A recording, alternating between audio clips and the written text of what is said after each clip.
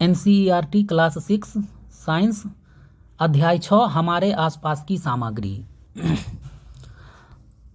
उपादानं भवेत्स्या मूषाया मृत्तिका लोहमेव च।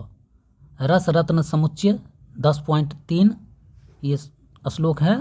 मूषा मतलब क्रूसिबल। क्रूसिबल पदार्थों को गलाने के लिए उपयोग किया जाने वाला पात्र, उसको क्रूसिबल कहा गया है। यह बनाने के लिए प्रयुक्त सामग्री मिट्टी और लोहा है। मिट्टी और लोहा से यह पात्र बनता है। हमारे आसपास की वस्तुओं का अवलोकन।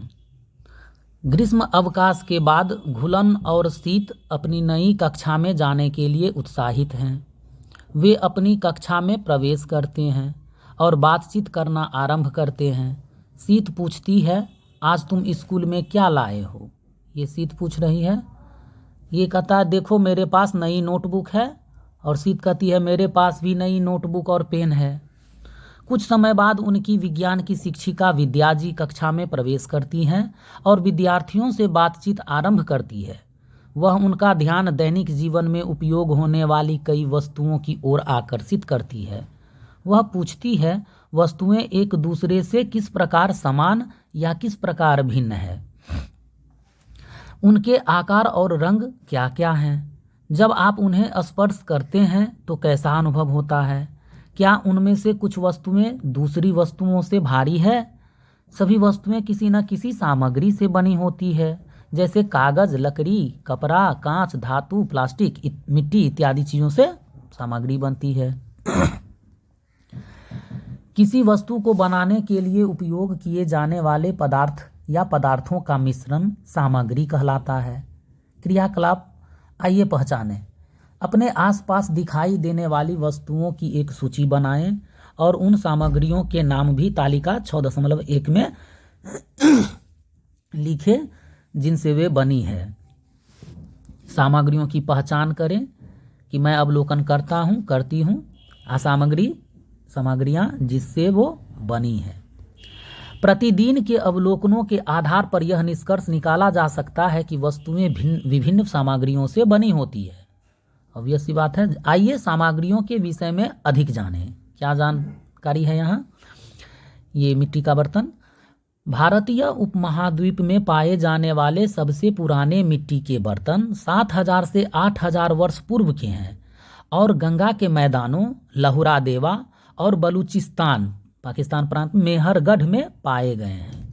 लगभग 4000 सामान्य संवत पूर्व BCE सिंधु सरस्वती मैदान के कई क्षेत्रों में चाक घुमाकर बनाए गए मिट्टी के बर्तनों का निर्माण, रंगाई, विविध रंगों के सुरक्षात्मक या सजावटी लेप, जिन्हें स्लिप कहते हैं, उस लेप को का अनुप्रयोग, सजावटी पेंटिंग इत्यादि तकनीकें विकसित हुई।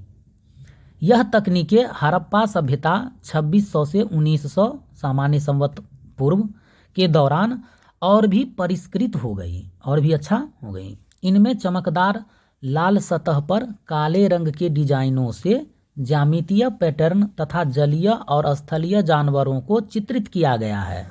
कहाँ? उस मृदभांड जो भी है मिट्टी का बर्तन। हंडिया, थाली, कटोरे और अन्य वस्तुओं को बनाने के लिए उपयोग में लाई जाने वाली मिट्टी का सावधानी पूर्वक चुनाव कर उसे साफ किया जाता है और फिर छलनी से छानकर गूंथा जाता है। किसको? मिट्टी को। उसे एक घूमते पहिए पर आकार दिया जाता था और अंततः भट्ठियों में पकाया जाता था लाल करके।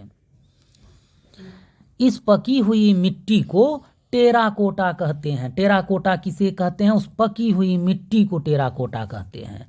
इन बर्तनों का उपयोग भोजन पकाने से लेकर अनाज, तेल, घी इत्यादि के भंडारण तक विभिन्न प्रयोजनों के लिए किया जाता था।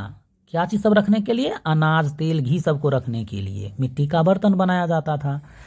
कुछ बहुत बड़े भंडारण पात्र और मिट्टी के अन्य पात्रों को राष्ट्रीय संग्रहालय नई दिल्ली में प्रदर्शित किया गया है। नेशनल म्यूजियम में उस मिट्टी के बर्तन को रखा हुआ है। कोई भी जाकर के उसको देख सकता है। क्या आप जानते हैं? यही चीज़ जो है हम जान गए। अब वस्तुओं को समूहों में कैसे बांटें? किसी वस्तुओं को किस समूह में बांटना है। क्रियाकलाप 6.2 आइए समूह बनाते हैं। चित्र 6.1 ये है चित्र है। दिखाई गई वस्तुओं को किसी भी समान गुण, जैसे कि वो सेम गुण, उसका प्रॉपर्टी समान होना चाहिए, जैसे कि आकार में, रंग, कठोरता, कोमलता, चमक, द्वितीयहीनता मतलब कम चमकीला, और उनकी निर्माण सामग्री के आधार पर समूहों में बांटें कि किस समूह का ये चीज़ सब है। तो पहले इसको थोड़ा जूम इन करते हैं।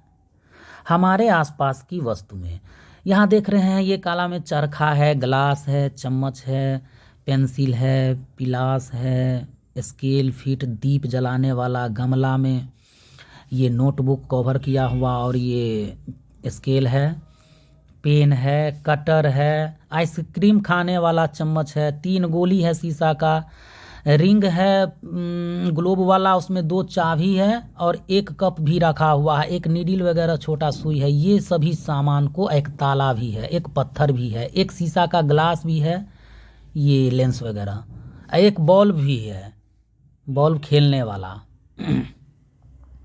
बॉल्ब नहीं बॉल। तो इसको समूह में बांटना था इसको। फिर इसके बाद क्या है, 3 पॉइंट दिया हुआ है कि अब आपने क्रियाकलाप 6.2 में वस्तुओं को समूहों में बांटने के लिए किस गुण का उपयोग किया। हम देखेंगे प्लास्टिक का वो है अलग है, कागज़ का अलग बना हुआ है, शीशा से वो है, लोहा का है, ये ऐसे से हम कर लेंगे। क्या आपके मित्रों ने समान गुणों के आधार पर वस्तुओं के समूह बनाए, जो फ्रेंड है सो, तो आपने इस गतिविधि से क्या सीखा। यही तो हमको छांटना आ गया कि हाँ ये इस चीज़ से बना हुआ है, सामग्री से। आपने देखा होगा कि एक वस्तु विभिन्न सामग्रियों से बनाई जा सकती है। कई भी विभिन्न, एक सामग्री को बनाने में कई सामग्रियों का उपयोग हुआ होगा। आपने देखा होगा कि एक वस्तु विभिन्न सामग्रियों से बनाई जा सकती है और कुछ सामग्रियों का उपयोग विभिन्न वस्तुओं को बनाने के लिए किया जा सकता है। वस्तुओं को समूहों में व्यवस्थित करने की विधि वर्गीकरण कहलाती है। वस्तुओं को उनके एक समान गुणों के आधार पर समूहों में विभाजित किया जा सकता है। इसी प्रकार से हम कुछ गुणों के आधार पर सामग्रियों का वर्गीकरण कर सकते हैं। अच्छा, आइए विचार करें कि एक गिलास बनाने के लिए हम किन किन सामग्रियों का उपयोग कर सकते हैं। चित्र 6.2 में दिए गए रिक्त स्थानों में इन सामग्रियों के नाम लिखें। पहले इसी को पूरा करते हैं। गिलास बनाने में प्रयुक्त सामग्री, क्या सब गिलास बनाने में है। ऐसा कलर दिया हुआ है, पेंसिल का चित्र है, 4 कलर दिया हुआ है। प्रयुक्त सामग्री, हाँ जो गिलास बनाने में सामग्री लगेगा वो यहाँ इस पर लिखना है। गिलास बनाने में शीशा चाहिए, आग चाहिए, हाँ कुछ बर्तन वगैरह जिसे किसी शीशा को गला करके गिलास का आकार दिया जाए, वही चीज़ लिखना होगा। आगे देखते हैं। ये लड़की झोला में गिलास का पानी दे रही है और क्या आँख से लग रहा है कि कुछ सोच रही है, विस्मित हो रही है। कपड़े से बने गिलास का उपयोग जल रखने के लिए क्यों नहीं किया जा सकता, ये सोच रही है। कपड़ा में से तो सभी पानी निकल जाता है ग्रेविटेशन फोर्स के कारण नीचे में, और गिलास में तो रुका हुआ रहता है, उसमें छेद रहता है, इसमें गिलास में नहीं रहता है महीन छिद्र। तो यही सोच रही है कि कपड़ा का गिलास क्यों नहीं। और यहाँ प्रश्नवाचक में है, क्या खाना पकाने के बर्तन बनाने के लिए कागज जैसी सामग्री का उपयोग कर अच्छा विचार होगा। कागज का बर्तन होगा खाना बनाने के लिए तो वो भी नहीं हो सकता, जल उल जाएगा, वैसे चाय बन जाता है। ये पढ़ रहे हैं जिज्ञासा विज्ञान की पाठ्य पुस्तक कक्षा 6 NCERT। गिलास बनाने के लिए आवश्यक सामग्रियों में जल धारण करने की क्षमता होनी चाहिए जिसमें पानी रुक सके। यह कैसे निर्धारित किया जाए कि किसी वस्तु को बनाने के लिए किस सामग्री का उपयोग किया जाना चाहिए। हम किसी वस्तु को बनाने के लिए सामग्री का चयन उसके गुणों और उस प्रयोजन के आधार पर करते हैं जिसके लिए उस वस्तु का उपयोग किया जाना है। हम किसी वस्तु के विभिन्न भागों को बनाने के लिए भिन्न भिन्न सामग्रियों का उपयोग कर सकते हैं। उदाहरण के लिए एक पेन विभिन्न सामग्रियों से बना हो सकता है, जैसे प्लास्टिक का ढक्कन हो जाएगा, धातु का मतलब पेन का जो नीब होगा मेन, और स्याही जिससे इंक होगा। तो ये कई सामग्रियों से एक पेन बना होगा। यहाँ से हम इतना ही समझ सके। इसके आगे ये लड़की सोच रही है और ये लड़का कुछ हाथ से इशारा करके बताना चाह रहा है। क्या सोच रही है लड़की? विभिन्न खेलों की गेंदें बनाने के लिए भिन्न भिन्न सामग्रियों का उपयोग क्यों किया जाता है? अनेक खेल में जो गेंद है उसको क्या कपड़ा से, रबर से बनाना। और ये सोचता है कि क्या क्रिकेट की गेंद का उपयोग टेनिस खेलने के लिए किया जा सकता है? तो नहीं, दोनों के वेट में थोड़ा अंतर वगैरह। क्रियाकलाप 6.4। आइए खोज करें। क्या? चित्र 6.1 में एक ही आकार की लेकिन भिन्न भिन्न सामग्रियों से बनी विभिन्न गेंदों को दर्शाया गया है। यहाँ पर गेंद दर्शाया गया है 3 रंग का। एक एक करके गेंदे लें और किसी नियत ऊंचाई से गिराएं। सबको एक बार ऊपर ले जाएंगे, अब 5 फीट के ऊपर से 6 फीट के ऊपर से गिराएंगे उसको। जिस ऊंचाई तक गेंद उछलती है उसे तालिका 6.2 में अंकित करें कि यह पीला बॉल इतना उछला, यह लाल इतना उछला और यह ऐसा हुआ। उस गेंद को पहचाने जो सबसे अधिक ऊंचाई तक उछलती है। कौन सबसे ज़्यादा उछला, उस गेंद को नोट करना है। तो टेनिस की गेंद ये ऐसा हो गया, कॉस्कोवा जैसा बॉल, इससे भी हम लोग बैट बॉल खेलते हैं। और क्रिकेट की गेंद, इसको ड्यूज बॉल करते थे हम लोग। और हस्त व्यायाम की गेंद, ये भी एक गेंद है, हाँ, जिससे हाथ का एक्सरसाइज किया जाता है। विभिन्न प्रयोजनों के लिए प्रयोग में लाई जाने वाली गेंद। गेंदों का उछाल स्तर, कौन सा गेंद कितना आया। गेंद एक तरफ से दूसरे तरफ उछाल उच्च, मध्यम या निम्न कितना। तो टेनिस की गेंद इतना उछला, इतना मीटर या इतना सेंटीमीटर, जो उसको अवलोकन में परीक्षण में लिख लेना है। क्रिकेट की गेंद इतना उछला, हस्त व्यायाम की गेंद इतना, और कोई अन्य और कोई भी वस्तु अगर ऐसा है तो एक उसको भी दे करके ये कॉलम पूरा हो जाएगा। आगे बढ़ते हैं। खेल की गेंदों के अन्य गुणों पर कक्षा में चर्चा करें, यानी खेल गेंद के बारे में, और जैसे उनका आकार, रंग, गठन, कठोरता या मुलायम, और वे कितनी ऊंचाई तक उछलती है, कौन वो गेंद, ये समझने का प्रयास करें। यह समझने का प्रयास करें कि किसी विशिष्ट खेल के लिए उपयुक्त प्रत्येक गेंद कुछ निश्चित सामग्रियों से क्यों बनी होती है। रबर, कपड़ा से क्यों बनी होती है, लकड़ी से भी बन सकती है। तो जहाँ जैसा ज़रूरत है उसके हिसाब से बनाया जाता है। वस्तुओं का समूहीकरण का एक चित्र 6.4 में दिखाया गया है। और इसको देखते हैं कि शंकु है, डायमंड उल्टा टाइप का है, इसको क्या कहते हैं, वर्ग है, ऐसे ही पंचभुज, शंकु, वर्ग, हाँ, यही सब इसमें चित्र किया गया है। सबको रंग अलग अलग दिया गया है, पीला, गुलाबी, बैंगनी इत्यादि। तो चित्र 6.4 का अवलोकन करें और वस्तुओं को यथासंभव विभिन्न विधियों से समूहों में विभाजित करें। किसी समूह में विभाजित करना है। आपने इन वस्तुओं को उनके आकार, रंग या जिस सामग्री से वे बनी है उनके आधार पर समूहों में विभाजित किया होगा। हमने सीखा कि वस्तुओं को उनके गुणों के आधार पर वर्गीकृत किया जाता है। उदाहरण के लिए, घर की रसोई में हम सामान्यतः एक जैसे बर्तनों को एक साथ रखते हैं। इसी प्रकार एक पंसारी दुकान वाला सामान्यतः सभी प्रकार के मसाले एक कोने में रखता है, दालें और अनाज दूसरे कोने में रखता है इत्यादि। इस तरीका से सामान का बंटवारा कर लेता है कि कौन चीज़ कहाँ रखना है। आप किसी भी दवा की दुकान पर जाकर जानकारी प्राप्त कर सकते हैं। दवाओं के रखने की व्यवस्था कैसी की गई है, यानी सभी दवा अपने अपने सेल्फ में, हाँ, एक पैटर्न में होंगे कि सर्दी का ये है, खांसी का ये है।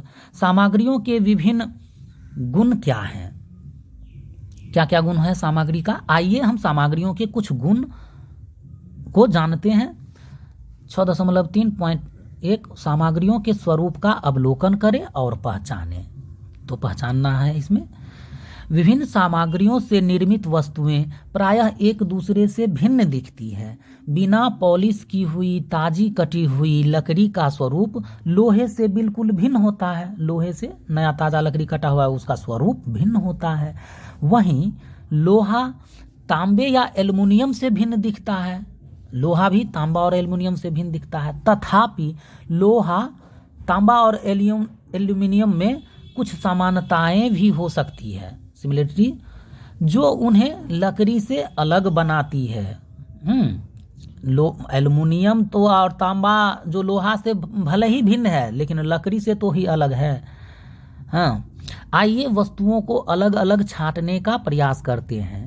कागज, गत्ता, लकड़ी, चाक, तांबे के तार, एल्युमिनियम की पन्नी और पीतल, कांस्य, स्टील इत्यादि से बनी किन्हीं वस्तुओं के छोटे छोटे टुकड़े एकत्रित करें। बहुत सारा चीज घर में रहता है। अपने द्वारा एकत्रित की गई वस्तुओं को देखें, क्या इनमें से कोई भी वस्तु प्रकाश पड़ने पर चमकती है? आईना, प्रिज्म वगैरह चमकता होगा, पन्नी। उनके गठन, खुरदरी या चिकनी कैसा है उसका सरफेस, ये रंग कैसा रंग है, और ध्यान देने योग्य अन्य विशेषताओं का अवलोकन करें कि और उसमें क्या क्या प्रॉपर्टीज है। उन्हें उनके स्वरूप के आधार पर समूहों में विभाजित करके अपनी नोटबुक में लिखे कि इतना मैंने प्लास्टिक का, इतना ये चीज़ का, ये चीज़ था। जिन सामग्रियों की सतह प्रायः चमकदार होती है, सरफेस उसका चमकदार होता है जिस पर लाइट परावर्तित होगा, उनका स्वरूप द्वितीयमय यानी चमकदार, द्वितीयमय यानी चमकदार होता है। चमक वाली ऐसी सामग्रियां सामान्यतः धातु होती है। धातु में एक विशेष चमक होती है। धातुओं के उदाहरण में कौन कौन को हम किस किस चीज़ को धातु कहेंगे? तो लोहा, तांबा, जस्ता, एल्यूमिनियम, सोना इत्यादि सम्मिलित हैं। ये सब क्या हैं? धातु हैं, मेटल हैं। ये लड़का सोच रहा है, बाल खुजरा रहा है, क्या सभी चमकदार वस्तुएं धातु होती है? अब ये सोचता है सभी चमकदार वस्तुएं धातु होंगी, तो हाँ प्रायः होंगी और कुछ नहीं होंगी। तथापि कुछ धातुएं हवा और नमी के प्रभाव के कारण अपनी चमक खो देती है। धातु तो है लेकिन हवा और नमी के इफेक्ट के कारण जो है सो वो अपना चमक खो देती है। ये फीकी एवं द्वितीयहीन, कम चमकीली दिखाई देने लगती है, फीकी। परिणाम स्वरूप क्या होता है? हम प्रायः केवल उनकी ताजी कटी हुई सतहों पर ही चमक देखते हैं। अगर उसको काटेंगे एकदम तो बीच वाला पार्ट अच्छा चमक देगा, बाहर से धूमिल। तो द्वितीयहीन यानी चमकहीन, जिसमें कि ब्राइटनेस नहीं है, सामग्रियां वे होती हैं जिनकी सतह चमकदार नहीं होती है। द्वितीयहीन सामग्रियों के कुछ उदाहरण क्या हैं? जैसे कागज, लकड़ी, रबर, जूट इत्यादि। इससे तो हम समझ गए कि यह ज़्यादा चमकीला नहीं होता है। एक पुरानी कहावत है क्या, कि हर चमकती हुई वस्तु सोना नहीं होती। हर चमकती हुई वस्तु सोना नहीं होती, यानी सोना बहुत चमकता है। सभी चमकदार सामग्रियां धातु नहीं होती है। कुछ सामग्रियों की सतहों को पॉलिश करके चमकदार बनाया जाता है आर्टिफिशियल रूप से, जबकि कुछ अन्य को प्लास्टिक, मोम या किसी अन्य पदार्थों की पतली परतों से लेपित किया जाता है। उस पर लेप चढ़ा दिया जाता है, प्लास्टिक का, मोम का या अन्य किसी भी पदार्थ का, जिससे वो चमकदार दिखती हैं, चमकीला दिखाने के लिए, बनाने के लिए। ये सामग्रियां धातु नहीं भी हो सकती है, आर्टिफिशियल होगा, धातु के चमक लगा देता है ना। कौन सी सामग्रियां कठोर होती है? तो कठोर सामग्रियों के बारे में इसमें जानते हैं। जब आप विभिन्न वस्तुओं को अपने हाथों से संपीड़ित करके दबाते हैं, कोई भी बल्ब को या कोई भी पदार्थ को हाथ से संपीड़ित करते हैं, उस पर फोर्स लगाते हैं, अंदर की ओर दबाते हैं मुट्ठी में, तो पत्थर जैसी सामग्रियों को दबाना कठिन हो सकता है। सही में पत्थर नहीं दबाएगा। जबकि कुछ अन्य सामग्रियों जैसे कि रबर आसानी से दबाया जा सकता है। एक धातु की चाबी लें, चाबी, और उससे लकड़ी के टुकड़े, एल्युमिनियम, पत्थर, कील, मोमबत्ती, चौक और किसी भी अन्य सामग्री से बनी वस्तु की सतह को खरोंचने का प्रयास करें। किससे? तो चाबी से। किस किस चीज़ को? यही एल्युमिनियम, पत्थर, कील, मोमबत्ती, चौक। तो क्या हम पाएंगे? क्या कुछ सामग्रियां दूसरों की तुलना में अधिक आसानी से खरोंची जा सकती है? तो हाँ, मोमबत्ती में आसानी से खरोंचा जाएगा। जिन सामग्रियों को आसानी से दबाया या खरोंचा जा सकता है वे नरम होती है, स्वाभाविक है। जबकि अन्य सामग्रियां जैसे पत्थर, जिन्हें दबाना या खरोंचना कठिन होता है, वे कठोर होती है। तो नरम और कठोर तो एकदम इजी चीज हुआ। तथापि यह गुण सापेक्ष है, यह गुण प्रोपोर्शनल है। उदाहरण के लिए रबर स्पंज से कठोर होता है, रबर जो है स्पंज से कठोर होता है, लेकिन लोहे से नरम होता है, लोहा से नरम ही होता है। कौन? तो रबर। क्रियाकलाप 6.5 आइए अवलोकन करें। तालिका 6.3 कठोर अथवा नरम वस्तुएं और सामग्री जिनसे वे बनी हैं। तो ये देखना है कि ईंट कठोर है, पकी हुई मिट्टी से बना है। जल की बोतल कांच से बना है और कठोर है। तकिया मुलायम है और रुई से बना हुआ है। गिलास स्टील का बना हुआ है और ये कठोर है। मेज बना हुआ है लकड़ी का, ये भी कठोर है। स्वेटर ये बना है ऊन का, ये मुलायम है। और कोई एक अन्य वस्तु ले लेंगे, अपना सोच करके इस कॉलम को पूरा कर लेंगे, आगे बढ़ेंगे। तालिका 6.3 में उल्लिखित वस्तुओं को एक एक करके लें। ठीक है, लेंगे। अनुभव करें कि ये वस्तुएं कठोर हैं या नरम हैं। पता लगाएं कि वे किस सामग्री से बनी है।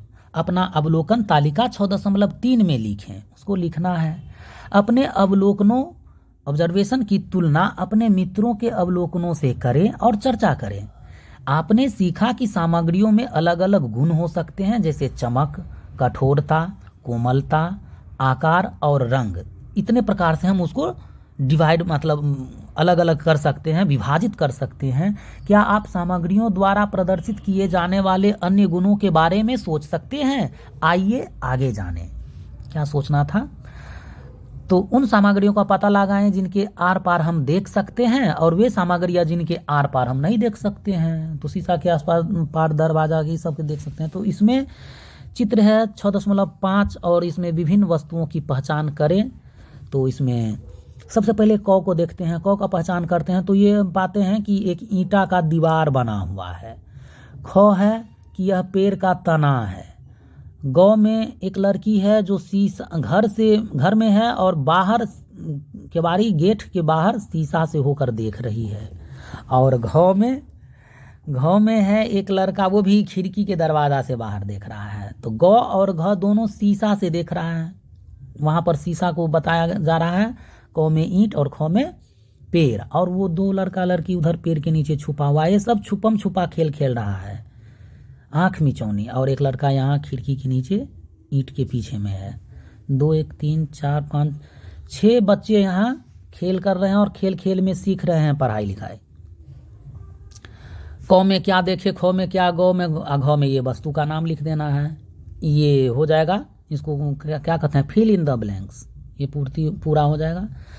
घुलन एक लड़का, सीत लड़की और सारा भी कोई लड़की होगी। तो घुलन, सीत और सारा अपने दोस्तों के साथ लुका छिपी खेल खेल रहे हैं। घुलन एक दीवार के पीछे छुप जाता है। सीत बगीचे में एक बड़े पेड़ के पीछे छुप जाती है। जबकि सारा जो एक लड़की है जो फ्रॉस्टेड कांच के दरवाजे जिसकी सतह धुंधली होती है, ज़्यादा दिखाई नहीं देता, ज़्यादा ट्रांसपेरेंट नहीं है, उसके पीछे छुप जाती है। सीत का छोटा भाई घर की कांच की खिड़की से यह सब होते हुए देख सकता है। जो सीत का छोटा भाई है वो घर के कांच के खिड़की के पास में है। तो इससे सभी का स्थिति हमको यहाँ दिया हुआ है कि कौन सीत है, ये लड़की पेड़ के पास है, वो उसका भाई कांच के पास है, ये लड़की यहाँ है, और कौन कहाँ पर है इसके नाम के अनुसार दर्शाना है। तो इसको फिर इस पर वर्क करना। हम तो अब आगे बढ़ते हैं। तो पीछे छुप जाती है। सीत का छोटा भाई घर की कांच की खिड़की से यह सब होते हुए देख सकता है। क्या यही सब देख रहा है? लुका छुपी खेल। जिन सामग्रियों के आर पार देखा जा सकता है उन्हें पारदर्शी कहा जाता है, ट्रांसपेरेंट, जिससे आर पार देख सकते हैं। जैसे हो गया कि कांच, जल के भी आर पार देखा जा सकता है, हवा, सेलोफेन, कागज से तो इसे उतना नहीं दिखाई देता है, इत्यादि पारदर्शी सामग्रियों के उदाहरण हैं। घुलन, सीत और सारा तीनों लड़की ने छिपने के लिए इन स्थानों को क्यों चुना? कि वहां से नहीं दिखाई देगा, तो इसका मतलब है कि पेड़ में नहीं दिखाई देगा, दीवार के पार नहीं दिखाई देगा, इसीलिए वहां छुपी है। आप सोचें कि क्या ऐसा संभव है कि सीत का भाई घर की लकड़ी की बंद खिड़की में से सीत और उसके मित्रों को देख सकता था? खिड़की जो है इसमें से ये जूम आउट करते हैं घाव वाला, ये देख सकता था, हो सकता है। हाँ, थोड़ा बोल दो ना, उधर है नहीं, आप सोचे कि क्या ऐसा संभव है कि सीत का भाई घर की लकड़ी की बंद खिड़की में से सीत और उसके मित्रों को देख सकता था। फिर उसके बाद आते हैं अगला पृष्ठ पे, अधिकांश सामग्रियां ऐसी हैं जिनके आर पार आप देख नहीं पाते। इन सामग्रियों को अपारदर्शी कहा जाता है। लकड़ी, गत्ता और धातुएं अपारदर्शी वस्तुओं के उदाहरण हैं। जिन सामग्रियों के आर पार स्पष्ट नहीं देखा जा सकता उन्हें पारभासी कहा जाता है। बटर पेपर और फ्रॉस्टेड कांच पारभासी सामग्रियों के उदाहरण हैं। बटर पेपर और फ्रॉस्टेड कांच पारभासी यानी आधा आधा दिखने वाला, थोड़ा बहुत दिखने वाला। चित्र 6.5 को देखें।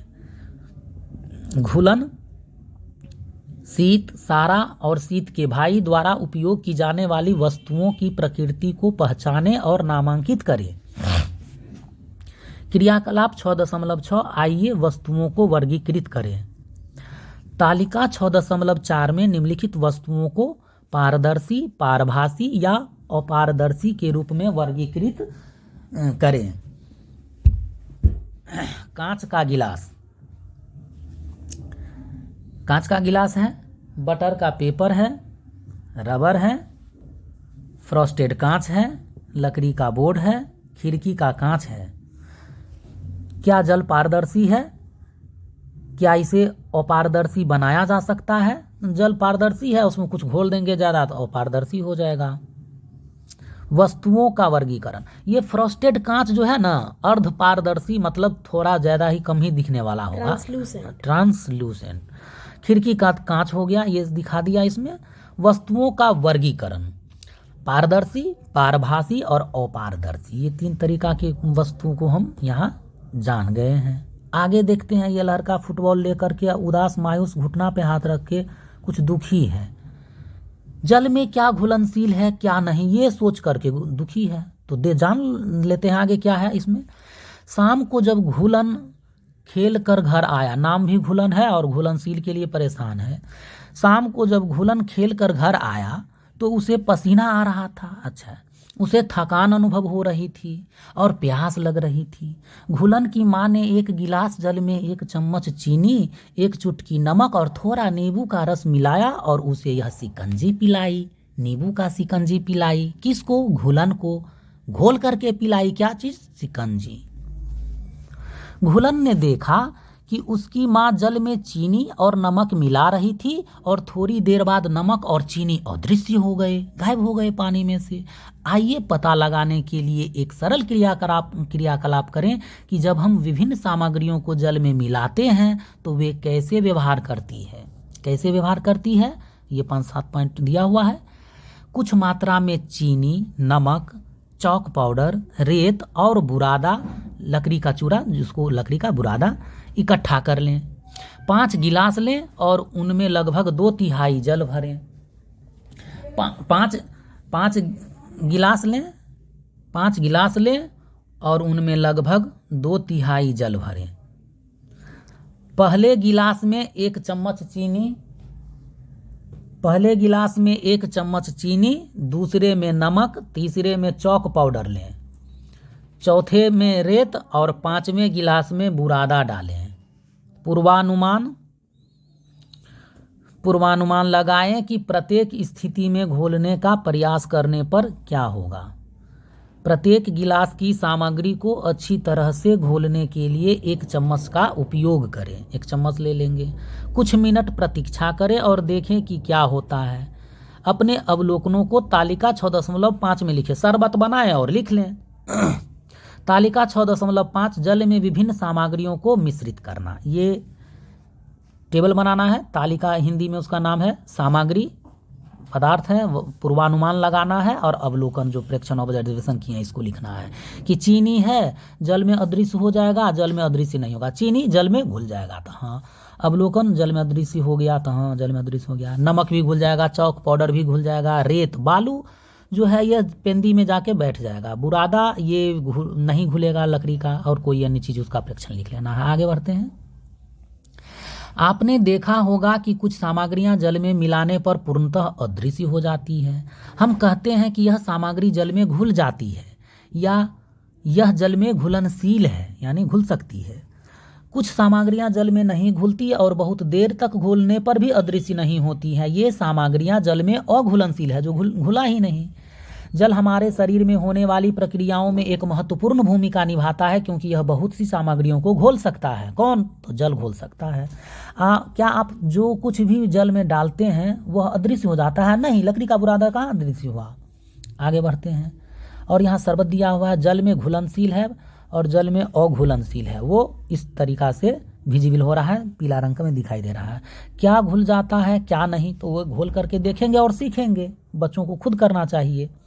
और आप स्वयं ORS बनाएं। बहुत अच्छा बात है। ORS का घोल डिहाइड्रेशन के लिए सबसे पहले दिया जाता है, जो उसकी मम्मा ने बनाई थी, नींबू की शिकंजी।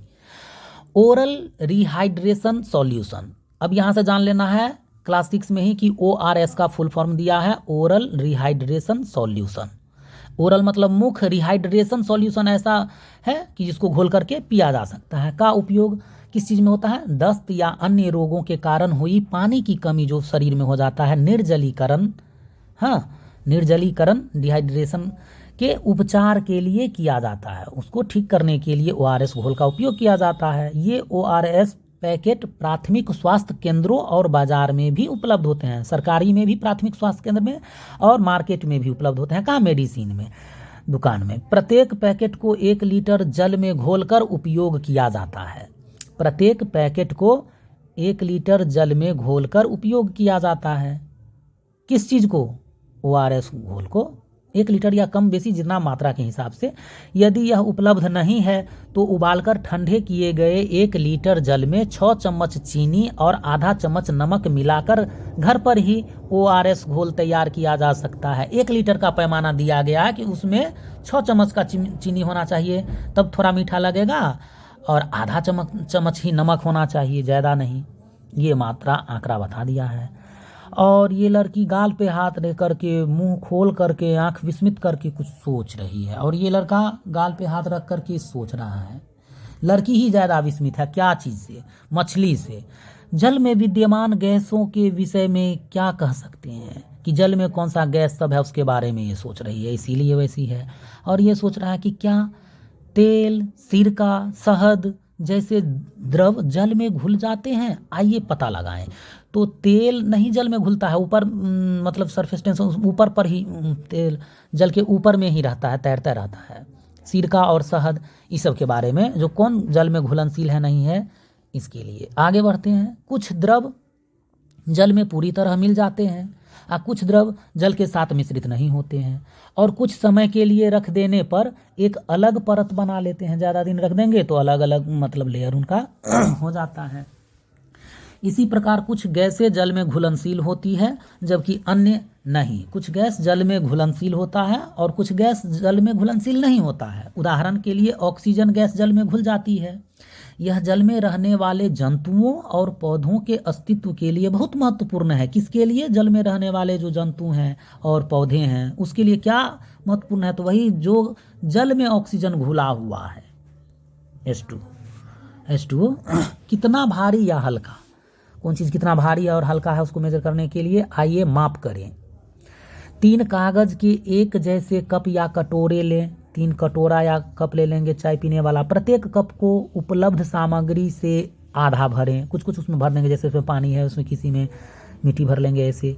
1 कप में जल भरें, 1 कप में जल भरें और इसे क के रूप में चिन्हित कर लें। किसको? जल वाले कप को। दूसरा रेत से भरें, इसे ख में क्या है? रेत है, के रूप में चिन्हित करें। और तीसरा कंकर से भरे और इसे ग, कंकर वाले कप को ग नाम दे देंगे, के रूप में चिन्हित कर लें।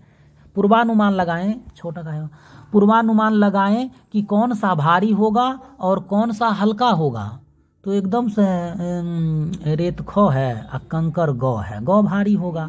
रेत भी भारी हो सकता है लेकिन क पानी है वो थोड़ा हल्का होगा। इस तरीक़ा से इसको एक वेंगिंग मशीन कहलाता है और डिजिटल है।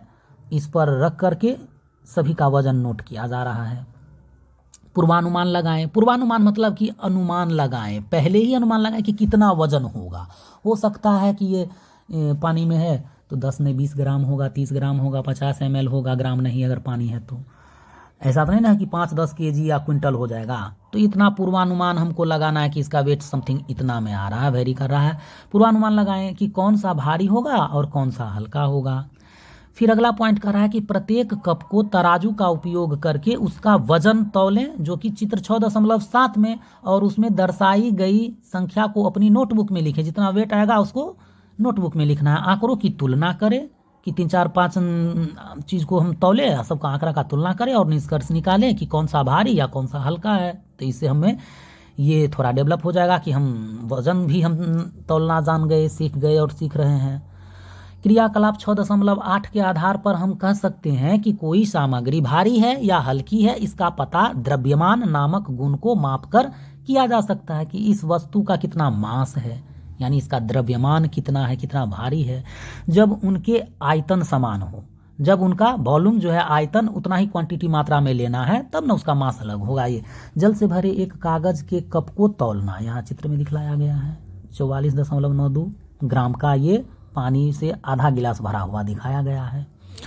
जो सामग्री भारी होती है उसका द्रव्यमान अधिक होता है और जो हल्की होती है उसका द्रव्यमान कम होता है। ज़्यादा भारी वस्तु का ज़्यादा मास, कम भारी वस्तु का कम मास, यदि उनके आयतन समान हो। कब? जब उनका आयतन समान हो, वॉल्यूम उसका समान हो, बराबर हो। सामान्य भाषा में द्रव्यमान के लिए भार का भी प्रयोग किया जाता है, क्योंकि यह भार से निर्धारित होता है कि इतना भार है तो उसको द्रव्यमान कहते हैं, लेकिन थोड़ा अंतर होता है। आप उच्च कक्षाओं में द्रव्यमान और भार तथा उनके संबंध के विषय में और अधिक सीखेंगे। अभी इतना ही सीखना है कि वही भार जितना हुआ उतना वो द्रव्यमान मास मान के चलते हैं। स्थान और आयतन, यानी प्लेस जगह है और वॉल्यूम आयतन के बारे में कुछ यहाँ बताया गया है। अगले दिन शिक्षिका कौन? विद्या जी। अगले दिन शिक्षिका विद्या जी कक्षा में प्रवेश करती हैं। सभी विद्यार्थी खड़े होकर उनका अभिवादन करते हैं। वह अभिवादन स्वीकार करती हैं और एक विशेष प्रयोजन से कहती हैं, क्या? कृपया अपना बस्ता अपनी सीटों पर रखें और बैठ जाएं। सभी बैठ जाएं। सीटों पर बस्ता रखे होने के कारण विद्यार्थी बैठ नहीं पाते। बोला सभी अपना बस्ता रख दो और बैठ जाओ, और अपना सबका किताब कॉपी है तो विद्यार्थी बैठ नहीं पाते हैं। शिक्षिका विद्या वो पूछती हैं, क्या आप बैठ क्यों नहीं रहे हैं? तो विद्यार्थी जवाब देते हैं कि बैठने के लिए स्थान नहीं है, क्योंकि बस्ते ने स्थान घेर लिया है। वहाँ तो आप बस्ता बोल दिए रखने के लिए। बातचीत जारी रखते हुए वह 2 विद्यार्थियों को कांच के 2 समान गिलास देती और उन्हें उनकी बोतलों में बचा हुआ जल क्रमशः गिलास में डालने के लिए कहती हैं कि गिलास दे दिया और बोली बच्चों को इसमें पानी डालो। कांच के गिलास में जल डालने पर विद्यार्थी देखते हैं, क्या देखते हैं? एक का गिलास जल से आधा भर जाता है, ठीक, जो कि चित्र में 6.8 में दिखाया गया है, और जबकि दूसरे का लगभग पूरा जल से भर जाता है। एक का आधा ही गिलास भरा, दूसरे का पूरा गिलास भर गया। अब ये प्रश्नवाचक चिन्ह खड़ा हो गया। यहाँ दिखाया गया आधा भरा हुआ है, पूरा भरा हुआ है, आधा भरा हुआ, पूरा भरा हुआ। अलग अलग जल स्तर वाले कांच के गिलास को यहाँ दिखाया गया है। फिर उससे आगे बढ़ते हैं, दोनों गिलासों में जल का स्तर अलग अलग क्यों है? तो क्यों है? मैडम विद्या ने विस्तार पूर्वक समझाया। अब मैडम समझा रही है कि दोनों गिलासों की क्षमता समान है, दोनों गिलास में उतना पानी आ सकता है। प्रत्येक स्थिति में जल का स्तर अलग अलग है, जो इंगित करता है कि प्रत्येक गिलास में जल की मात्रा अलग अलग है। जिसमें ज़्यादा मात्रा है वो भर जाएगा, जिसमें कम मात्रा है वो खाली रहेगा। पहले गिलास में जब कम स्थान घेरता है, जो दर्शाता है कि इस गिलास में जल की मात्रा दूसरे गिलास में भरे हुए जल की तुलना में कम है। विथ रिस्पेक्ट टू भरल गिलास से खाली गिलास कम है। जल द्वारा घेरा गया स्थान जल के आयतन को दर्शाता है। जितना जल जगह छेका उसको हम उसका वॉल्यूम या आयतन कहेंगे, वो यहाँ दर्शाता है, दिखाता है। और ये लड़की जग से पानी के बोतल में पानी भर रही है और बाहर गिरा रही है और आश्चर्य है, विस्मित है। मैं जग का पूरा पानी खाली बोतल में क्यों नहीं भर पाई, इसके लिए परेशान है। अब मुझे इसका कारण समझ में आया, इसलिए कि हाँ, इससे ज़्यादा इसका जितना वॉल्यूम लेवल है उससे ज़्यादा पानी भर रही है तो वो बाहर ओवरफ्लो होगा। तो ये यहाँ से सीख रही है कि ऐसा भी होता है। आपने दुकानों में अलग अलग आकार की पीने के जल की बोतलें बिकती हुई देखी होंगी।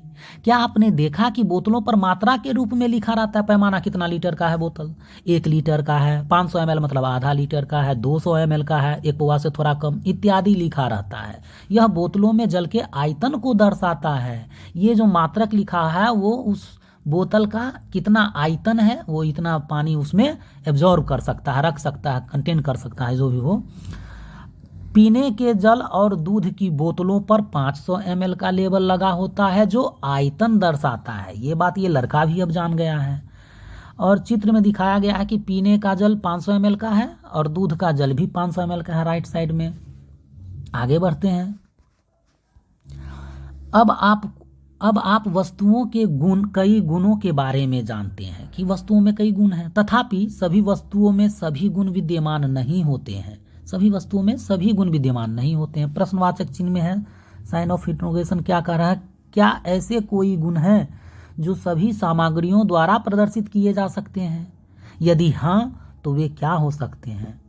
क्या ऐसे कोई गुण हैं जो सभी सामग्रियों द्वारा प्रदर्शित किए जा सकते हैं? यदि हाँ तो वे क्या हो सकते हैं? ठीक है, सोचना पड़ेगा। द्रव्य क्या होता है? ये द्रव्य क्या होता है? तो जो होता है सो यहाँ दिया है, हम जान जाते हैं कि द्रव्य क्या होता है। द्रव्यमान और आयतन 2 गुण हैं, 2 प्रॉपर्टीज हैं। कौन कौन? मास और वॉल्यूम। द्रव्यमान और आयतन, ये फिजिक्स का टर्म है जिंदगी भर। द्रव्यमान और आयतन 2 गुण हैं जो सभी सामग्रियों द्वारा प्रदर्शित किए जाते हैं। ठीक, क्या हम उस वस्तु या सामग्री को एक सामान्य नाम दे सकते हैं जिसमें ये 2 गुण विद्यमान हो? जिसमें ये दोनों गुण विद्यमान होगा उसी को हम द्रव्य कहते हैं। मैटर, शायद मैटर। कोई भी वस्तु जो स्थान घेरती है और द्रव्यमान रखती है अपना, कुछ उसका मास है, उसे द्रव्य कहा जाता है। तो समझ गए ना कि वो जगह भी छेकेगा और उसमें मास भी होगा, उस चीज को द्रव्य कहेंगे। और द्रव जो होता है, द्रव अवयव, वो लिक्विड फॉर्म हो गया। लेकिन द्रव अवयव संयुक्त यह है तो यह मैटर होगा, जिसमें कि एक स्थान घेरने का गुण होना चाहिए और मास द्रव्यमान होना चाहिए। वॉल्यूम और मास दोनों, उसको हम उस पदार्थ को द्रव्य कहेंगे। तो कंफ्यूजन यहाँ से दूर कर लेना है। द्रव्यमान द्रव्य की मात्रा को बताता है। क्या बताता है? और इसे ग्राम, छोटा सा जी, उसमें लिखा जाता है। किस चीज को? ग्राम को, द्रव्यमान के मात्रक हो गया। और किलोग्राम ज्यादा मात्रा को मापने के लिए किलोग्राम, केजी की इकाइयों में मापा जाता है। द्रव्य द्वारा घेरा गया स्थान उसका आयतन है। जितना स्थान छेका वो उसका वॉल्यूम है। आयतन को लीटर एल और मिलीलीटर ml की इकाइयों में मापा जाता है। किस चीज को? आयतन को, लीटर में और मिलीलीटर में। अगर लिक्विड फॉर्म में है तब, लिक्विड फॉर्म में है तब। और ये पीला भाग बहुत जानकारी वाला होता है, इसीलिए इसको और भी अच्छा से पढ़ना है। क्या आप जानते हैं? तो हम ये जानने के लिए ही तो बैठे हैं। अंतर्राष्ट्रीय मात्रक पद्धति, जिसको SI कहते हैं, में, हाँ, SI पद्धति में किलोग्राम द्रव्यमान की इकाई है। मास का इकाई यानी मेजरमेंट करने का किलोग्राम, जिसको शॉर्ट में केजी लिखते हैं। किलोग्राम को संक्षिप्त रूप में केजी लिखा जाता है। वाक्य के अंत को छोड़कर केजी के चिन्ह के बाद के और जी के बीच कोई जगह नहीं है, यानी के और जी के बीच में कोई गैप नहीं होना चाहिए, दोनों सटा हुआ होना चाहिए। और उसके बाद कोई बिंदु नहीं लगाया जाता है, ये हम और कहीं पढ़े हैं। के और जी लिखने का जी के बाद कोई भी डॉट नहीं लिखना है, उसके बाद बिंदु नहीं, जैसे इंग्लिश का वर्ड है और कोई किसी चीज़ के बाद फुल स्टॉप लिखते हैं तो इतना केजी हो गया, फुल स्टॉप, तो मेरे ख्याल से वो बोल रहा है नहीं लिखने के लिए। और उसके बाद कोई बिंदु नहीं लगाया जाता है। द्रव्यमान लिखते समय हमेशा संख्यात्मक मान और इकाई के बीच में अंतराल छोड़े, दोनों के बीच में गैप छोड़ना है। किस चीज में? जैसे 8 kg तो 8 लिखे और केजी के बीच में एक गैप होना जरूरी है, ये हमको यहाँ सिखाया जा रहा है ना। अंतराल छोड़े, उदाहरण के लिए अब इसको हम एग्जाम्पल से भी समझ लेते हैं यदि द्रव्यमान 7 किलोग्राम है, हम 8 बोले, अगर 7 केजी का कोई वस्तु है उसे 7 केजी के रूप में लिखा जाएगा, ऐसे लिखेंगे। 7 लिख दिए, थोड़ा सा हाइफन नहीं, थोड़ा सा स्पेस, उसके बाद केजी जो दोनों सटा हो, और बाद में फुल स्टॉप नहीं होना चाहिए लिखने का। ये नियम क्लास 6 में सीख जाना चाहिए आदमी को। 7 केजी के रूप में लिखा जाएगा, ना कि 7 केजीज। और ये केजी के बाद IS ES वगैरह भी नहीं लगता है कि इतना केजीज है, कि एक से तो ज़्यादा केजी है 7 केजी, तो इसमें ES ES नहीं लगता है। इस पॉइंट को भी नोट कर लेना है दिमाग में के रूप में। इसी प्रकार लीटर को बड़े L के रूप में और मिलीलीटर को छोटा m और बड़ा L के रूप में मिलीलीटर में संक्षिप्त रूप में लिखा जाता है। जबकि हम लोग m और l घसीट के ऐसे ml लिख देते हैं, मिलीलीटर ml के बीच कोई अंतराल नहीं होगा। इसके बीच में भी कोई अंतराल नहीं होगा। मिलीलीटर में m और l ऐसे लिखाएगा। उदाहरण के लिए एग्जाम्पल देख लेते हैं। यदि आपके पास 500 मिलीलीटर जल है तो इसे 500 और ml ऐसे लिखेंगे, छोटा m बड़ा l लिखा जाएगा। m छोटे अक्षर लोअर केस, छोटा है तो उसको लोअर केस कहेंगे, में होगा, लोअर केस में m होगा, लोअर केस क्या होगा तो वो m छोटा में जैसा लिखाता है वो, और l बड़े अक्षर अपर केस, लोअर केस और अपर केस में होगा।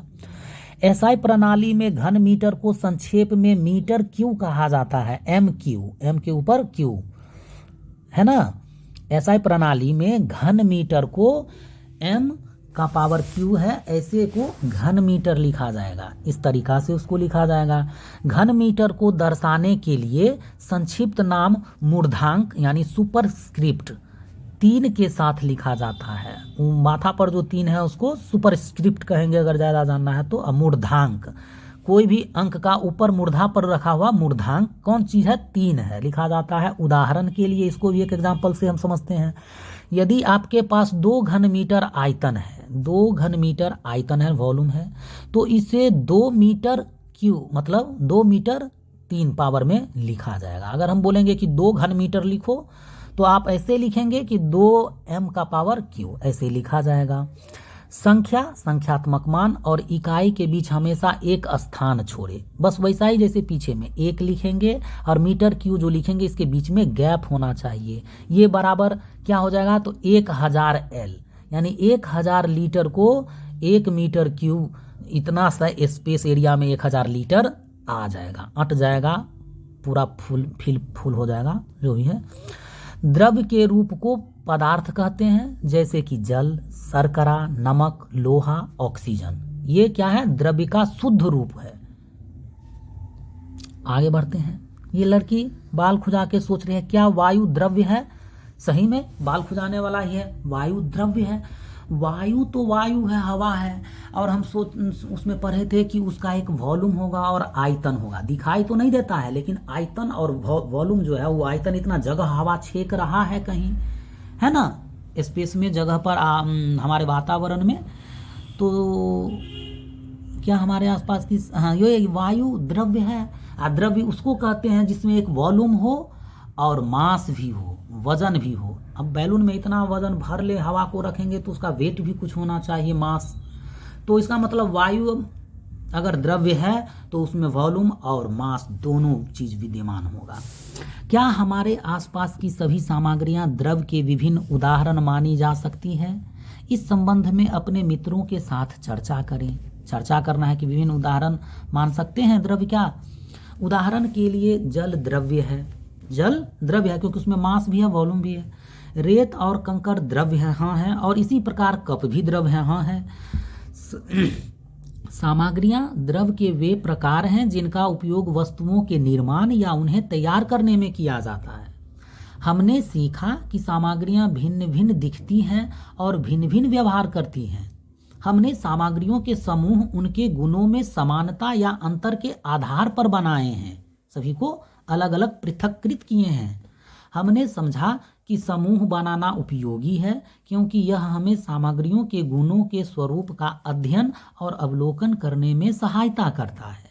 मनुष्य न केवल सामग्रियों का बल्कि चट्टानों, पौधों और जानवरों का भी वर्गीकरण करते हैं कि पत्थर है, पौधा है, जानवर है। जीवित जगत के वर्गीकरण के बारे में हमने सजीव जगत में विविधता, बहुत वेराइटीज सभी सजीव जगत में नामक अध्याय में सीखा है, बायोलॉजी का है उस अध्याय में सीखा है, जो कि हम उसको नहीं कवर कर रहे हैं। सजीव जगत की भांति ही निर्जीव जगत का वर्गीकरण भी उनके गुणों के आधार पर किया जाता है कि ये सजीव है वो निर्जीव है, जैसा कि इसमें दिया हुआ था बायोलॉजी वाले चैप्टर में। विचार करें, क्या आप सोच सकते हैं कि प्लास्टिक के आविष्कार ने मनुष्य के जीवन में क्या परिवर्तन किया? प्लास्टिक से क्या क्या परिवर्तन हुआ, इस पर सोचने के लिए विचार करना है। क्या यह वरदान है या अभिशाप है?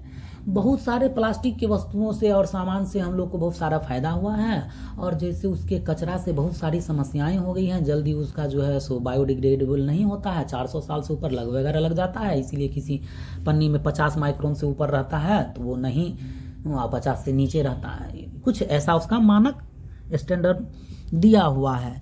तो इसके आगे हम बढ़ते हैं कि वरदान है या अभिशाप। इसका मतलब 2-4 पॉइंट इधर भी लिख लेना है, उसके उपयोग के बारे में, उससे होने वाले बुराई उसके बारे में, खराबी जो हो रहा है। आगे बढ़ते हैं। फिर ये लड़की कह रही है हाथ का इशारा दे करके कि हमने सामग्रियों के विभिन्न गुणों का पता लगाया और उन्हें समझा। अब ये सामग्री के बारे में समझ चुकी है क्लास 6 में। और ये लड़का, हाँ लेकिन आज हम जो सामग्रियाँ देखते हैं उनमें से अधिकांश तो पहले भी अस्तित्व में रही होंगी, बहुत सारी चीज़ पहले से भी बनी होंगी। अब मुझे यह जानने की उत्सुकता है कि उस समय के लोगों ने उन्हें किस प्रकार वर्गीकृत किया होगा। जो हम आज इसको जैसे कि अलग अलग कर रहे हैं वो कैसे किए होंगे, तो वो भी ऐसे ही किए होंगे, कुछ ऐसा ही आधार लेकर के। नेक्स्ट में देखते हैं कि प्राचीन भारत में भी ऐसी ही वर्गीकरण प्रणाली विद्यमान थी।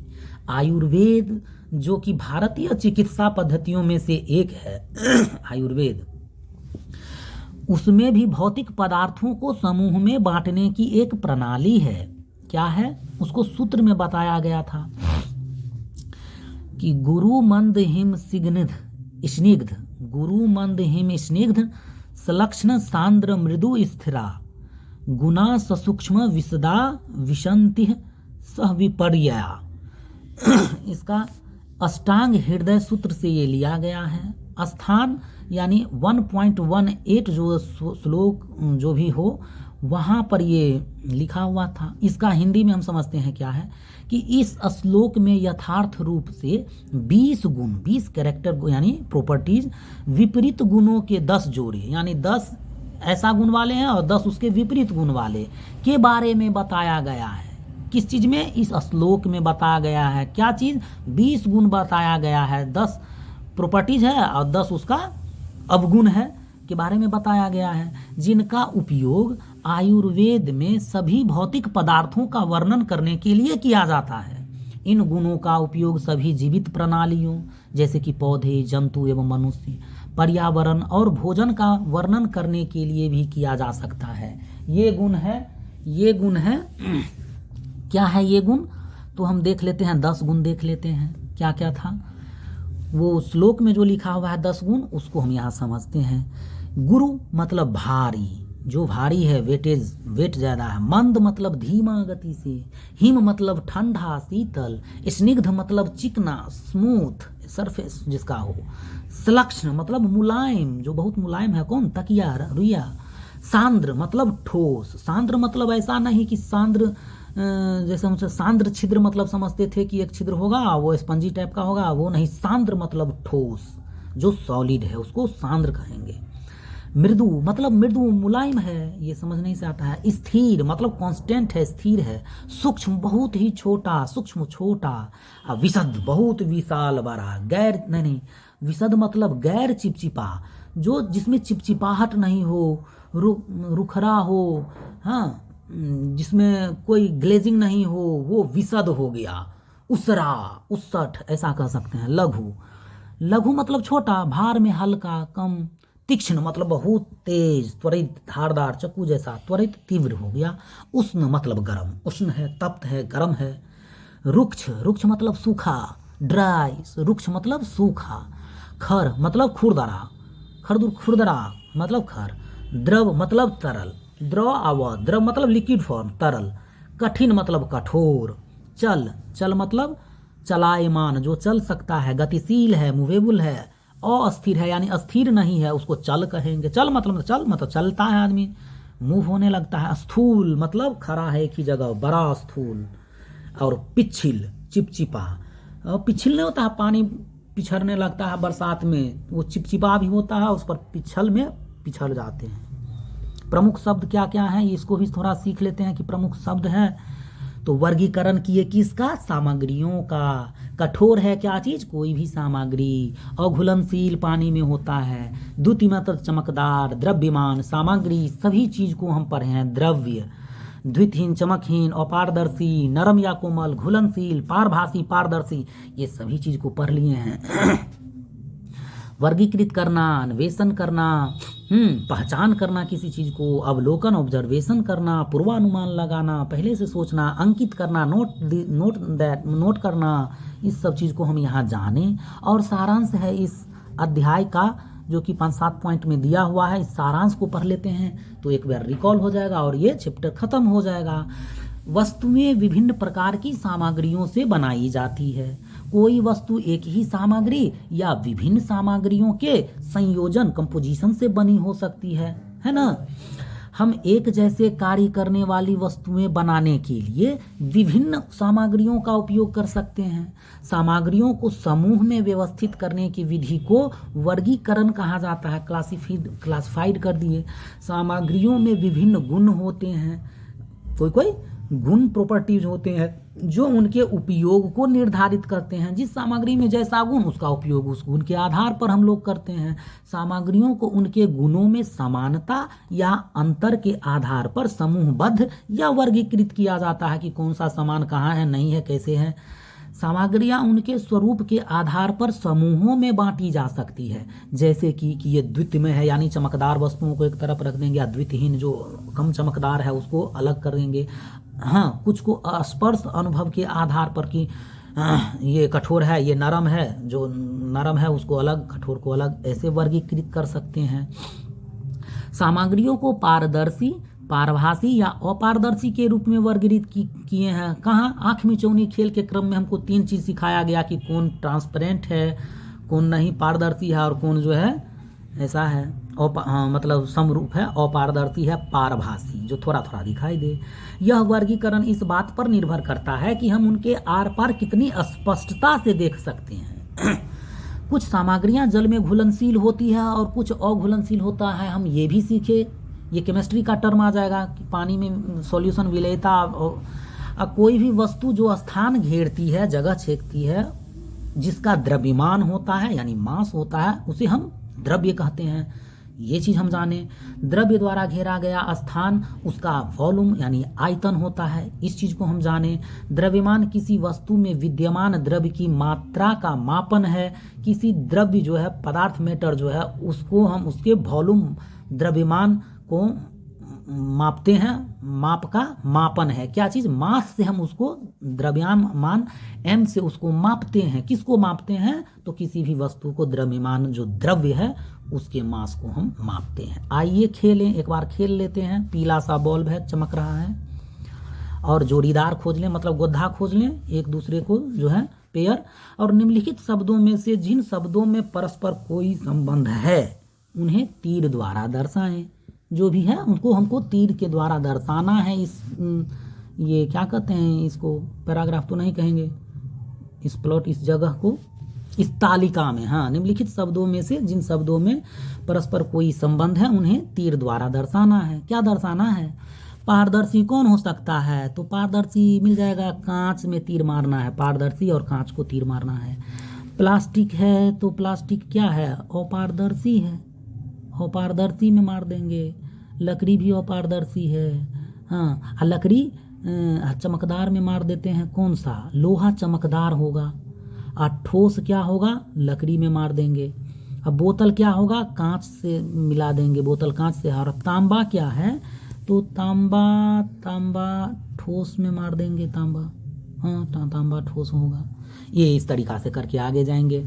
और दूसरा में देख रहा है शब्द जाल खेले, यानी इसको इंग्लिश में भी कहते हैं शब्द का जाल है, ट्रैप है, और उसमें कुछ चीज़ को हमको इस सबको दिखलाना है। अध्याय में से अगर लिखित शब्द जो आगे लिखे हुए हैं, जैसे कि ये सब है, इसको शब्द जाल को खेलना है। ग्रिड दिया हुआ है, बना हुआ है, और उसमें है क्या क्या शब्द, चमकदार, चमकहीन, घुलनशील, अघुलनशील, कठोर, नरम, द्रव्य, द्रव्यमान, पारदर्शी, अपारदर्शी, आयतन और पारभासी लिए गए हैं। इतना जो शब्द हम पढ़े हैं उस सब का दिमाग में मीनिंग बैठ जाना चाहिए।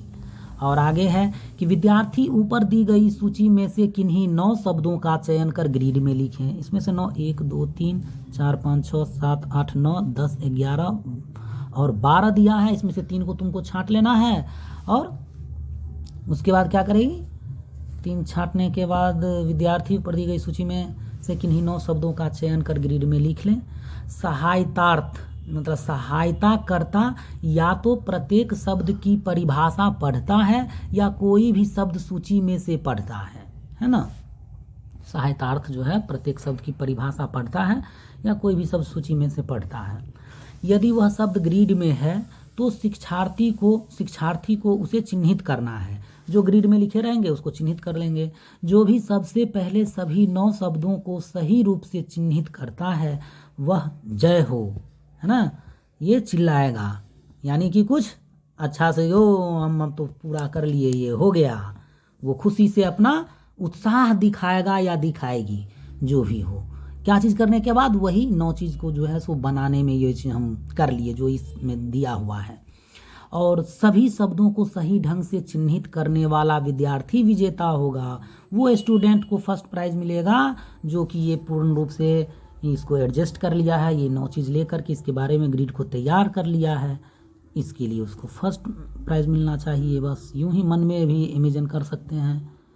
और स्तंभ 1 और 2 में दिया हुआ है, और इसमें क्या दिया हुआ है, क ख ग घ कि वयद्र स्तंभ 2 में है जिनके आर पार स्पष्ट रूप से देखा जा सकता है। मिलान नहीं न करने की, स्तंभ 1 में दिए अक्षरों को सही क्रम में लिखें। प्राप्त शब्द का मिलान स्तंभ, यानी इसको मैचिंग करना है, मैच करना है कि क्या मतलब हुआ। तो ये ल सी घुलन है ना, तो यानी इसको पहले अरेंज कर देंगे तो ये घुलनशील लिखा हुआ है। जो घुलनशील को कौन होगा, जो जल में पूरी तरह घुल जाएगा, इसको मिला देंगे ख को 4 से। और पारसिद मतलब ई पारदर्शी लिखा होगा तो विजिबल कौन हो गया, मतलब ये हो जाएगा जिसके आर पार स्पष्ट रूप से देख देंगे। गौ को 1 से मिला देंगे। और द्वित्वमय लिखा हुआ जिसको उल्टा में दिया है, इसको अगर सीरीज में कर लेंगे, सीधा कर लेंगे तो ये द्वित्व में होगा क्या, जो चमकदार हो, तो जो चमकदार सतह 3 से मिला देंगे घ को। तो जो बच गया क, जो बच गया वो उस क को चमकदार सतह वो व्यद्र हो जाएगा।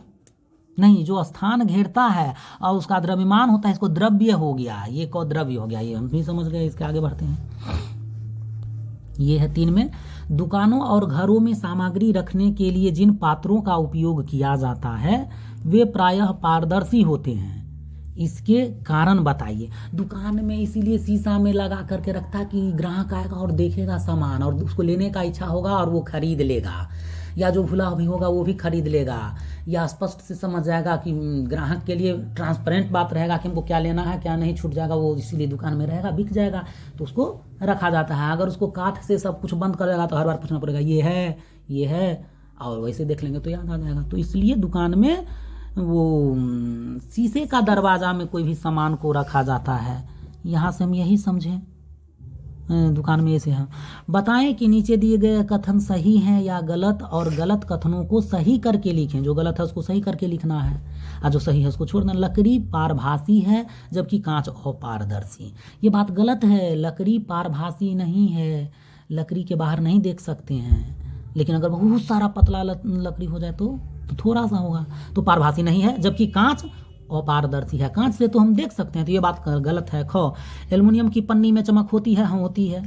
एल्युमिनियम फॉइल में चमक होती है जबकि रबर में नहीं, हाँ तो रबर में चमक नहीं होती, ये बात सही है। चीनी जल में घुल जाती है, हाँ घुल जाती है, जबकि लकड़ी का बुरादा नहीं, हाँ ये भी बात सही है। सेब एक द्रव्य है, हाँ जगह छेकता आइटम है उसका, क्योंकि यह कोई स्थान नहीं घेरता, नहीं है तो स्थान घेरता है और उसमें द्रव्यमान है, तो हाँ द्रव्यमान तो है, लेकिन ये पॉइंट क्योंकि यह स्थान नहीं छेड़ता घेरता इसलिए ये गलत हो जाएगा। 5वां पॉइंट कर रहा कि हम विभिन्न सामग्रियों जैसे क्या क्या, लकड़ी, लोहा, प्लास्टिक, बांस, सीमेंट और पत्थरों से बनी कुर्सियां देखते हैं, ठीक, जो इस पदार्थ से कुर्सी बना हुआ है। कुर्सी बनाने के लिए सामग्री के कुछ वांछनीय गुण निम्नलिखित हैं। कौन सी सामग्रियां इन गुणों को पूरा करती है? सब ठोस होना चाहिए, लकड़ी का भी हो, लोहा का हो, प्लास्टिक का हो, तो सबका हैंडल होना चाहिए हाथ रखने के लिए, सबका 4 गो पैर होना चाहिए, चाहे बांस का बना, प्लास्टिक का बने, चाहे लोहा सीमेंट किसी चीज़, तो जो होना चाहिए ज़रूरत अनुसार उसका। कौन सी सामग्रियां इन गुणों को पूरा करती है? जो सामग्रियां से उसको हम पूरा करेंगे, जैसे लकड़ी का हत्था लगाएंगे तो पैर लकड़ी का रहेगा, तो स्टील का, मतलब कुछ ऐसा ही जो कॉम्बिनेशन हो, पूरा कर सकते हैं। कृषि के लिए सामग्री के वांछित गुण का क ख ग घ, ये 4 पॉइंट दिया है। उसके बाद देखते हैं क्या है।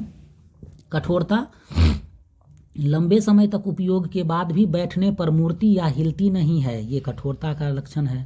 हल्का भार, एक स्थान से दूसरे स्थान तक ले जाने और उठाने में आसान होना चाहिए, ऐसा भारी नहीं सीमेंट का बना देंगे, उठा ही नहीं सकेंगे।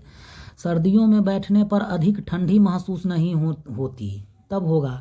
आप सीमेंट लोहा का बना देंगे तो बैठेंगे तो ठंडा लगेगा, इसीलिए वो चीज़ लकड़ी का रहता है कि ठंडी के समय में बैठने पे अपने तशरीफ में कोई दिक्कत नहीं हो। इसे नियमित रूप से साफ किया जा सकता है और लंबे समय तक उपयोग के बाद भी नई जैसी दिखती है। इसे नियमित रूप से साफ किया जा सकता है। हाँ, उसको मतलब साफ करने के लिए अच्छा होना चाहिए, स्मूथ सरफेस होना चाहिए कि एक बार में धूल गर्दा उससे साफ हो जाए। 6, ये कुर्सी का कुछ गुण होना चाहिए आपको। क, खाद्य अपशिष्ट, टूटा हुआ कांच और रद्दी कागज को एकत्रित करने के लिए पात्र की आवश्यकता होगी। इन सभी प्रकार के अपशिष्टों के पात्रों के लिए आप कौन सी सामग्री का चयन करेंगे, ये प्रश्न है और सोच लेना है। आपको सामग्रियों के किन गुणों के बारे में विचार करना चाहिए, ये भी सोचना चाहिए। 7, हमारे चारों ओर वायु है, लेकिन यह हमें एक दूसरे को देखने से नहीं रोकती है। वहीं यदि बीच में लकड़ी का दरवाज़ा आ जाए तो हम एक दूसरे को नहीं देख पाते। ऐसा इसीलिए है क्योंकि वायु जो है सो पारदर्शी है और लकड़ी का दरवाज़ा अपारदर्शी है। सबसे उपयुक्त विकल्प चुने, तो यही पारदर्शी और अपारदर्शी, पहला ही ठीक होगा। 8, कल्पना कीजिए, थोड़ा दिमाग मन से कल्पना करना है, इमेजिन करना। क्या आपके पास 2 अज्ञात सामग्री है, मान लेते हैं कि 2 सामग्री है जिसका ए और बी, क और ख नाम है। जब आप सामग्री क को दबाने का प्रयास करते हैं तो यह कठोर महसूस होती है, पत्थर जैसा, और आसानी से अपना आकार नहीं बदलती है। हाँ, ऐसा सोचने के लिए हमको बोला गया है। दूसरी ओर क्या सोचना है हमको कि जब आप सामग्री ख को दबाते हैं तो यह आसानी से अपना आकार बदल लेती है, इसके आकार में डिस्टॉर्शन हो जाता है। अब जब आप दोनों सामग्रियों को जल में मिलाते हैं, पानी में, तो केवल सामग्री क पूरी तरह से घुल जाती है, ठोस तो है लेकिन ये पानी में घुल गया, जबकि सामग्री ख जो पुष्प होता था, लेकिन अपरिवर्तित रहता, वो पानी में नहीं घुलता है। तो सामग्री क और ख क्या हो सकता है? क ठोस है, मान लिया जाए कुछ चीनी है, ये वगैरह है, घुल गया, ये ठोस है, और पानी ख में जो हम सोचे होंगे वो रबर का एक गेंद होगा जो पानी में, ये होगा नहीं होगा, ये हम सोचे हुए थे। ऐसा जो क पूरी तरह से घुल जाता है जबकि सामग्री ख अपरिवर्तित रहती है। सामग्री क और ख क्या हो सकती है? तो ये हो सकता है, हम बोले, और जो अपना जैसा विद्यार्थी सोचेगा उसके अनुसार वैसा। क्या आप पहचान सकते हैं कि सामग्री क कठोर है या नरम? था, हाँ कठोर था। सामग्री ख क्या हो सकती है? अपने तर्क की व्याख्या करें, रबर हो सकता है, चाहे जो है। 9 में पूछ रहा है मैं कौन हूँ, दिए गए गुणों के आधार पर मुझे पहचाने। ये 5 चीज़ दिया हुआ है, वो बोल रहा मुझे है पहचान लो। मैं चमकदार हूँ तो मैं धातु हूँ, लोहा हूँ। मुझे आसानी से संपीड़ित किया जा सकता है, प्रेस्ड करके, तो रबर को संपीड़ित किया जा सकता है, दबा के छोटा रबर बनाया जा सकता है, रुई को भी। मैं कठोर और जल में घुलनशील हूँ, कठोर हूँ, चिन्नी हूँ और जल में घुल जाती हूँ। सो बोल रहा है आप मेरे आर पार स्पष्ट रूप से नहीं देख सकते हैं, तो इसका मतलब मैं लकड़ी हूँ। मुझे द्रव्यमान और आयतन है, यानी मुझ में वॉल्यूम और मास है, तो मैं कोई एक द्रव्य हूँ, मैटर हूँ, पदार्थ हूँ। लेकिन आप मुझे नहीं देख सकते हैं, तो मैं हवा हूँ। मुझे आप नहीं देख सकते हैं लेकिन दोनों चीज़ हम में है। आप स्वयं एक मैं कौन हूँ पहेली बनाया, और इस तरीक़ा से कोई एक पहेली बना सकते हैं कि ये कलम है और ये पूछ रहा है कि मैं कौन हूँ, मुझ में इंक है और मैं नॉब से लिख सकती हूँ, तो ये ऐसा एक बना लेना है। 10वां पॉइंट है आपको अग्रलिखित सामग्रियाँ प्रदान की गई है। क्या क्या सामग्री दिया गया है? सिरका, शहद, सरसों का तेल, जल, ग्लूकोज, गेहूं का आटा, इतना चीज़ दिया गया है। और सामग्रियों के कोई ऐसे दो जोड़े बनाए, यानी पेयर में बना लेना है जहाँ एक सामग्री दूसरे में घुलनशील हो, और कोई दो जोड़े बनाए जहाँ एक सामग्री दूसरे में अघुलनशील हो, यानी कौन चीज़ किस में घुल जाएगा और नहीं घुलेगा, इस चीज़ को समझाने का प्रयास को ये 10 नंबर के पॉइंट में दिया गया है ना। कि उसके बाद है और भी सीखें। और क्या सीख लेते हैं, जब इतना सीख लिए तो इसको भी सीख लेते हैं। ये सीखना है कि एक कागज़ लेंगे, उसको फोल्ड कर देंगे, उसका एक हवाई जहाज़ बना लेंगे और उसको ऐसे जाके छोड़ेंगे तो सुई सुई करके ऐसे रास्ता करके वो जाएगा। तो ये भी बनाने के लिए बच्चों के लिए दिया हुआ है। और भी सीखना क्या था, 4-5 पॉइंट, और कितना है, ये 4-5 पॉइंट है और उसके बाद ख़त्म है।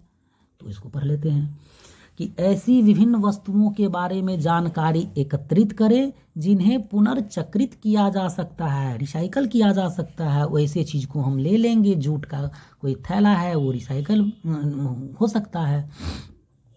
आप विभिन्न स्रोतों, मेनी सोर्स जो हैं, जैसे क्या, तो समाचार पत्रों, पेपर, पत्रिकाओं, किताब, अपने समुदाय के सदस्यों से बात करके, इंटरनेट इत्यादि से सहायता ले सकते हैं। किस चीज़ के लिए, कि क्या चीज़ रिसाइकिल है, क्या चीज़ नहीं रिसाइकिल है, उसके लिए। उसके बाद है पुनर्चक्रणकर्ता, जो कोई भी चीज़ को पुनर्चक्रित कर देते हैं, कि फूटा बोतल को ले जा करके प्लास्टिक का फिर से उसको टेबल कुर्सी बना देते हैं। तो सामग्रियों के गुणों के आधार पर पुरानी वस्तुएं खरीदते हैं कबाड़ी वाला, और भले ही वस्तु टूटी हुई हो तो भी चिंता नहीं करते हैं। अपने आसपास के पुनर्चक्रणकर्ताओं, वही वो पुनर्चक्रण करता है, वो कबाड़ी वाला जो पीठ पर बैग लिए हुए सब कुछ बीचते बीनते रहता है, के साथ उसको क्या नाम दिया गया है, पुनर्चक्रणकर्ताओं। यानी वैसे तो एक कलेक्ट करता है और जो मेन फैक्ट्री में जो बनता है वहाँ उसको पुनर्चक्रित किया जाता है। के साथ एक सर्वेक्षण करें और पता लगाएं कि घरों से वस्तुओं को खरीदने से पहले वे सामग्रियों को किन गुणों की जांच करते हैं। जो काम का रहता है उसको बोतल को रख लेता है, शीशा को रख लेता है जो कि रिसाइकल हो सके, और नहीं तो फालतू को छोड़ देता है वहीं।